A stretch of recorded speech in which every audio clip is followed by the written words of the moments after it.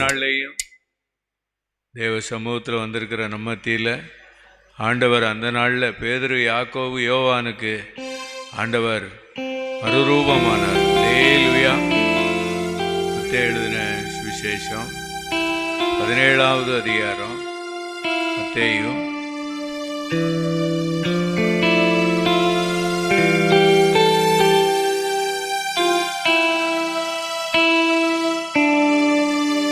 17வது அதிகாரம். மத்தேயு 17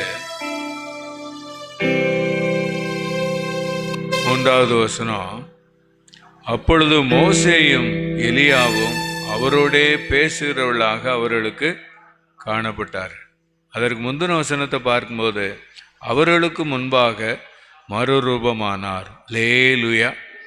அவர் முகம் சூரியனை போல பிரகாசித்தது, அவர் வஸ்திரம் வெளிச்சத்தை போல வெண்மையாயிற்று. அல்லேலூயா.